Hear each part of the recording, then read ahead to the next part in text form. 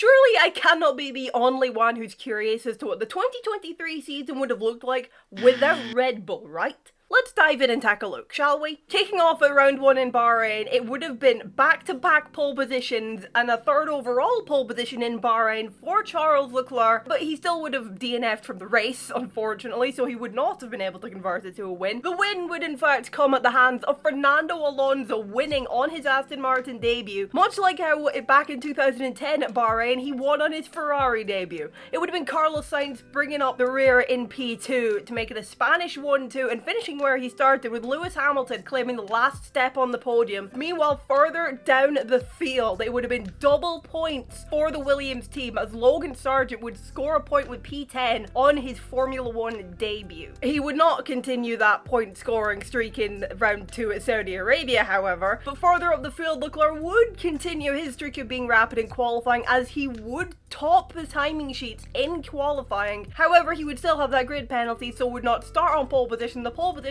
would actually go to Fernando Alonso, who would basically then just dominate the race as he would win with the fastest lap, scoring his first hat-trick of the season. Second place would be George Russell, and then third place would be Lewis Hamilton. Once again, finishing in third place, keeping himself consistently up there, and the consistency would continue at the very next race. It wouldn't be him on pole position, that would be his teammate taking pole position for the Australian Grand Prix, but Russell would still DNF, and his teammate would benefit. Lewis Hamilton would take his first win of the season and his first win since Saudi Arabia 2021. Fernando Alonso would continue his consistently scoring podium streak with P2, and then it will be Lance Stroll making it an Aston Martin double podium for the first time this season. And then we come to round 4 in Azerbaijan, where it would basically be Leclerc domination. He would still take pole for both the sprint race and the main race, and then he would also go on to win both the sprint race and the main race, taking his first win of the season. Fernando Alonso would once again be in second place, but he would not be in second place for the sprint race. That would be George Russell finishing in second for the sprint race, and then in third place for both races would be Carlos Sainz, making it a Ferrari 1-3 in both races, as they had a very strong weekend. 4 rounds into the championship, and let's have a look at the standings. Fernando Alonso at this point in the season would be leading the championship on 92 points, and in second place would be Lewis Hamilton, 21 points behind him on 71. Third place we go to Carlos Sainz, and behind there it's a little bit close.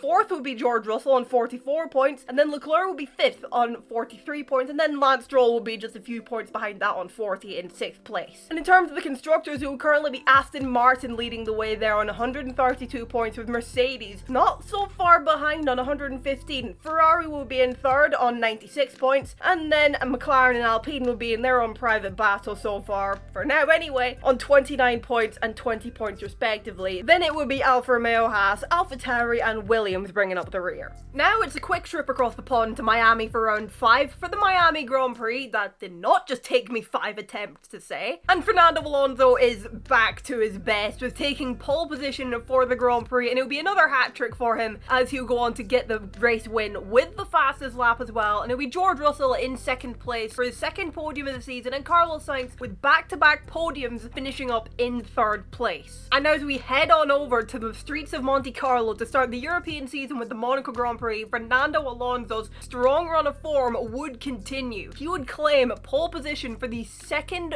race in a row, and the third time this season, and he would be able to go on to convert that into a race victory through the challenging conditions that race afternoon in Monaco provided. Esteban Ocon would be finishing up in second place, and Lewis Hamilton would be back on the podium in third place with the fastest lap of the race. And now it's on to the championship leader's home race in Barcelona, but it would not be him on pole position, it would be his countryman Carlos Sainz claiming his first pole position of the season at his home event as well. He would not convert it into a race win, sadly. His first win of the season would have to wait till later in the year. It would instead be Lewis Hamilton claiming his second win of the season, closing up the gap between him and Fernando Alonso in the championship. Hamilton would get the fastest lap as well, while Alonso would finish down in P5, but George Russell would make it a Mercedes 1-2 finish. Their first 1-2 of the season, and in fact, their only 1-2 of the season. And now it's back across the pond to North America again for the Canadian Grand Prix, and Fernando Alonso, after a little bit of a blip in Spain, once again, like last time we headed across the pond, he will be back to his best pole position and race win at the Circuit Gilles Villeneuve ahead of Lewis Hamilton, his championship rival and former teammate from back in 2007, who would finish second with the fastest lap, and Charles Leclerc would make his second podium finish of the season, with finishing up in third place after Ferrari's rather smart strategy call to stay out under that safety car. But of course, it is worth mentioning that while Fernando Alonso would have started on pole position, he would not have been quickest in qualifying. That would have been Nico Hülkenberg, who would have been quickest in qualifying. However, he would have then still gone penalised for speeding under red flags. But now, 8 rounds into the season, let's take another look at how the championship is shaping up. Fernando Alonso still leads the way, now on 178 points, and Lewis Hamilton is still in second place, 34 points behind him on 144. Carlos Sainz remains in third, now on 101 points. He's sitting 9 points ahead of George Russell on 92 points in fourth, and Charles Leclerc rounds out the top 5 on 80 points. And in the Constructors' Championship, there is still no change in the top 3. It's still Aston Martin leading on 237 points, Mercedes are second on 206 points, and Ferrari are third on 181. Elsewhere, Alpine have overtaken McLaren, Alpine now in fourth on 81 points, and McLaren fifth on 37 points. That will soon change though. And then from there, it's still Alfa Romeo, Haas, Williams, and AlphaTauri. AlphaTauri now in the bottom of the constructor standings. From Canada, it's now back over to Europe for the Austrian Grand Prix, the second sprint weekend of the year. In terms of the sprint race, it will be Carlos Sainz coming out on top with the victory in the sprint race from Lance Stroll in second place, who would go on to get the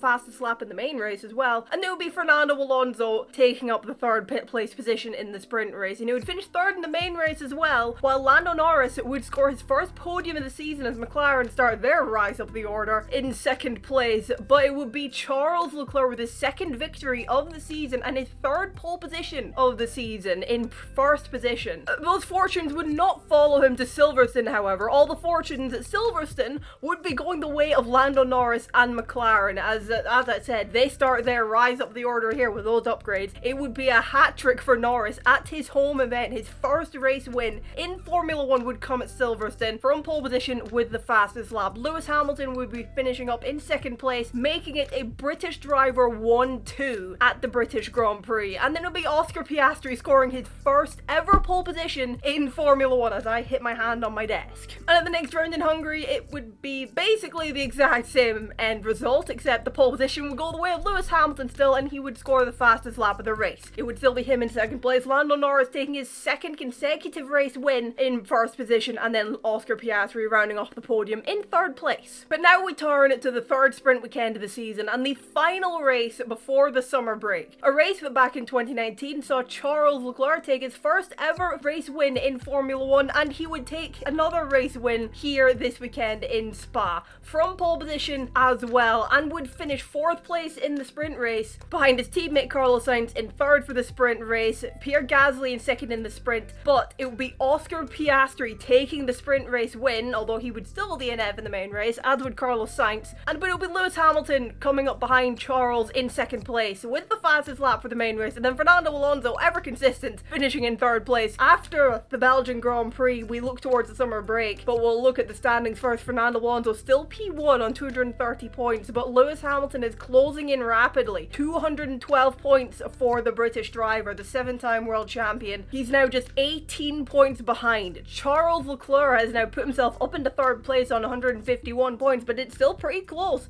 in that battle for P3, as George Russell is only a matter of points behind him on 143, and then Carlos Sainz only a few more points behind that on 139 in 5th place. Not to mention Aston Martin have now lost the lead in the Constructors' Championship. Mercedes now lead the Constructors on 355 points, while Aston Martin have slipped back to second on 313. They now have Ferrari breathing down their necks on 290 points, and McLaren have rocketed back past Alpine, and they now sit on 160 points, with Alpine kind of in no man's land on 107. Williams have again jumped themselves up into 6th place on 32 points, and then we have Alfa Romeo sitting on 31 points, followed by Haas on 24, and then AlphaTauri, who recently made their driver change from Nick De Vries to Daniel Ricciardo, sit last on 19. Allow me to just take a second to mention, if you're enjoying this video, then do please drop a like on the video to let me know. Let me know your thoughts down in the comments below, and also subscribe to the channel for more Formula 1 content from me. But we continue, and after everybody has returned after being wherever the hell they've decided to spend their summer break, we head on over to Zandvoort for the Dutch Grand Prix. A very hectic weekend in terms of the weather conditions, and it'll be a weekend that would see Lando Norris taking his second pole position of the season. He would not finish there though, because as I said, the race was a little bit nuts when it it comes to the weather. Starting off dry, then wet, then dry again, then wet again, and in the end it would be Fernando Alonso returning to the top step of the podium for the first time since Canada, with the fastest lap as well. It would be Pierre Gasly coming out on top in second place, just ahead of Carlos Sainz, who would be on the podium after a solid drive and kicking off a bit of a run of form for him as we head on over next to the Italian Grand Prix, Ferrari's home race. And it was a weekend where Ferrari would not only score a front row lockout with Carlos Sainz on pole position and Leclerc alongside, they would score a 1-2 finish at Monza, with Carlos Sainz taking his second victory in Formula 1, his first of the season, and Charles Leclerc coming home behind him in second place after a close fought battle between the teammates for the race. And then it will be George Russell finishing off the podium in third. And then we come to Singapore, which I'm not gonna spend too long talking about because it's virtually unchanged. Carlos Sainz still takes pole in the win. George Russell still crashes on the last lap. Lando Norris is still in second. Lewis Hamilton is still third with the fastest lap. The only differences are Albon isn't yeeted out of the points by Perez, and Leclerc doesn't almost lose fourth place to Verstappen. But from one Asian race to another, we now head on over to the Japanese Grand Prix, Suzuka. It's an amazing racetrack, and it's a racetrack that would see Oscar Piastri taking his first pole position in Formula 1, managing to beat out his teammate to that P1 position, but he wouldn't beat him out in the race, and actually it would be Lando Norris taking the race victory with the fastest lap, his third win of the season, but Piastri would be in P2. It would be a McLaren 1-2, their first 1-2 since Monza 2021, and then it would be Charles Leclerc rounding off the podium in P3. Meanwhile, further down the grid in this race, Kevin Magnussen would not have been sent to the Shadow Realm by Sergio Perez. And now it's over to Satan's Armpit, also known as the Qatar Grand Prix. Oh, come on. With the temperatures that ended up being that weekend, it kind of did seem a little bit like Satan's Armpit. I'm not wrong. But McLaren's strong form from Japan would continue. However, it would not be going the way of Lando Norris. Second place would in both the sprint and the main race, as would the fastest lap in the main race. However, it would be Oscar Piastri taking the spoils. He would still win the sprint race. He would also win the main race, taking his first ever win in Formula 1 and becoming the first rookie to win in his rookie season since Lewis Hamilton in 2007. He would not take pole position. That would still be George Russell. The Mercedes would still collide at turn 1. And with that, we can look at the Drivers' Championship, where things are still ever close up at the top. It's still Fernando Alonso clinging on to that P1 position after his 5th place finish at the Qatar Grand Prix, extending his advantage out over Hamilton, which had closed in rapidly over the previous races. 280 points for Alonso against 269 for Hamilton, only 10 points back. It is still Carlos Sainz in 3rd place on 218 points after he had a very, very strong few rounds in Zandvoort, Monza and Singapore. 4th place now goes to Charles Leclerc on 208 points. In 5th place sits Lando Norris now on 195. He has rocketed up the order in the last few rounds thanks to McLaren's really strong form. While elsewhere further down the grid, Liam Lawson will have finished his stint with AlphaTauri after stepping in for Daniel Ricciardo, and he would have scored some really good points. He would have scored his first points in Monza actually, which I totally didn't forget to mention, and then would have scored again in Singapore and in Japan. He scored in Singapore anyway, but he would have scored more points. But in the constructors, there is some changes. Mercedes still lead the way on 456 points, but now it's Ferrari who have rocketed up into 2nd place, and they're only 30 points behind Mercedes on 426, while Aston Martin now sit in 3rd on 367, looking over their shoulder a bit at McLaren on 315, and Alpine are still in the middle of no man's land, with Williams, Alfa Romeo, Haas and AlphaTauri still in the same positions that they were in before. But now is the trip across the pond to the United States of America for the US Grand Prix in Austin, Texas. It would have been a pole position for Charles Leclerc in both the sprint race and the main race. He would not have won the sprint race. That would have been Lewis Hamilton taking the sprint race win, while Leclerc was in 2nd place, and then 3rd place would have been Lando Norris for the sprint race. And the main race, it would have been even more painful for Team LH. I'm gonna be brutally honest. The disqualifications would have still happened for Hamilton and Leclerc. However, for Hamilton, it would have been a disqualification from the race victory. And for Leclerc, it would have been a disqualification from 4th place. Post disqualifications, it would have been Lando Norris taking his 4th win of the season ahead of Carlos Sainz and George Russell finishing off the podium in the end. It's now over to Mexico, where Leclerc's strong form would continue and he would once again take pole position as he did in real life, shocking just about everyone because I don't think anyone one expected Ferrari to be locking out the front row there. But once again, he would not be able to convert it into a race win. That would be Lewis Hamilton fighting back after that, losing the race victory in Austin from that disqualification. He would win with the fastest lap, and Ferrari would end the race, still waiting for Hamilton's mediums to die off. But Leclerc would still be finishing on the podium in second place, with Carlos Sainz finishing off in third for a Ferrari 2-3. And now we're into the final 3 rounds of the season. The Brazilian Grand Prix first, the Sao Paulo Grand Prix, call it whatever you will. And it would have been a 3rd pole in a row, and a 7th pole of the season for Leclerc, as he's really on a heck of a form at the end of this season, as he was in real life. He was very strong at the end of the season. He still is here. He wouldn't have had pole for the sprint race though, or he wouldn't have won the sprint race either. That would have been Lando Norris taking the victory in the sprint race. And Norris would have had to go on to take the win in the main race as well, with the fastest lap, as Leclerc would still have that DNS on the formation lap from his car just basically screwing up on him. But he would finish 3rd in the sprint race behind George Russell, who would have taken 2nd, who would still DNF in the main race, while Fernando Alonso would take 2nd place for the Grand Prix ahead of Lance Stroll, having a very, very strong race. But now we head off into the streets of Las Vegas, where there is the first opportunity for the championship to be decided, as Lewis Hamilton leads the way, 315 points ahead of Fernando Alonso on 298 points. However, it wouldn't be either of them taking the pole position. That would, once again, for the 8th time this season and 4th time in a row, it would have been Leclerc, as he did in real life. And unlike real life where he lost out to the safety car, he would not lose out here. And he would be able to convert that into a race win, his 4th win of the season, ahead of Esteban Ocon in 2nd place, and then Lance Stroll rounding off the podium, having a very, very strong couple of rounds here, which I would not have seen coming. But that race win for Leclerc ahead of Carlos Sainz finishing in P4 and Lando Norris DNFing, that will really aid him in the battle for 3rd place in the Drivers' Championship. As we take a look at the standings ahead of the final race of the season and the championship battle, with Hamilton finishing 5th and Alonso 7th in Vegas, but battle is still on. Lewis Hamilton on 325 points ahead of 304 points for Fernando Alonso. 21 points the gap.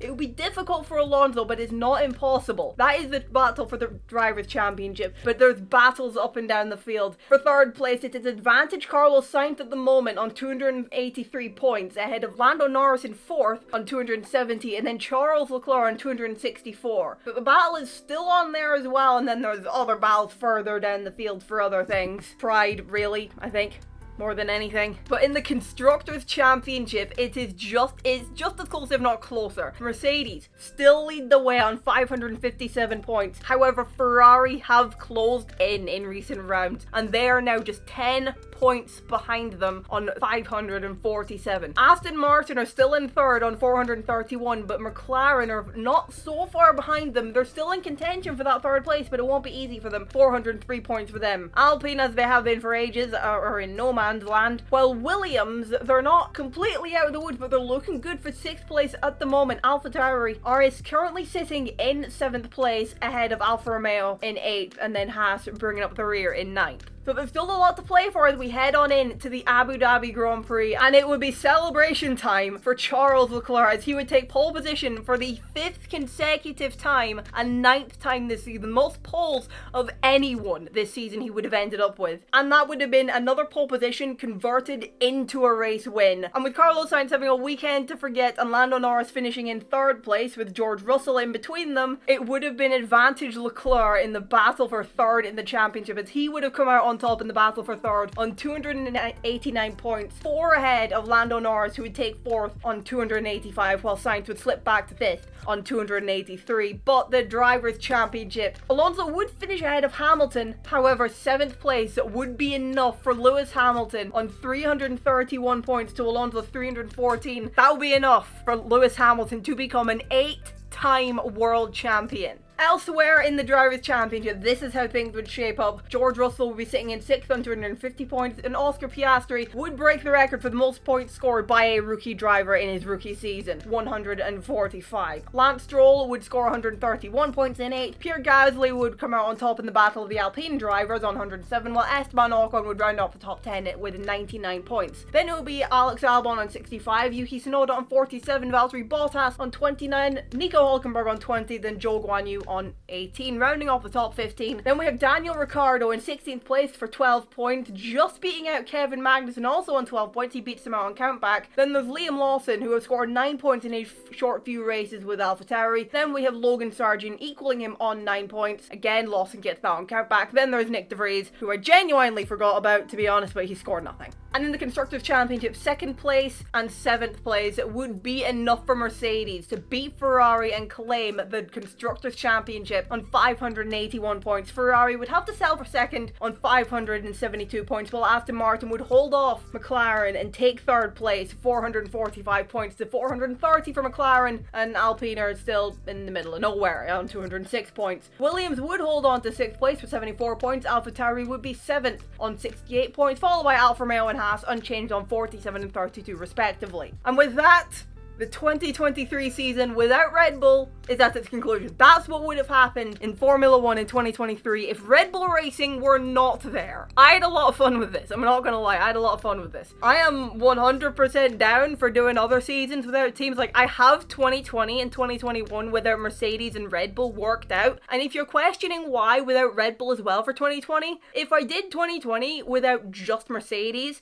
it would be too simple. Verstappen would walk it, and I know that without even having to work it out without just Mercedes. Because of the first 12 races, in 9 of them, Verstappen was the highest finishing non-Mercedes driver. He would have walked to the championship. So, get rid of Red Bull as well and let the chaos rain down. Like, I'm not even joking. 2020 without Mercedes and Red Bull is absolutely incredible. 2021 without Mercedes. We do not need Mercedes and Red Bull for 2021 to be a brilliant season. Let me tell you that. I am 100% down for doing those 2 videos. Like, seriously, I will do them. But let me know what you thought of this one down in the comments below. And if you want to see 2020 and 2021 without Mercedes and Red Bull, I will do those videos, I swear to God. Let me know what you thought down in the comments below. Drop a like if you enjoyed the video. Subscribe if you're new around here. Thank you all so much for watching, and I will see you in the next one. Bye-bye.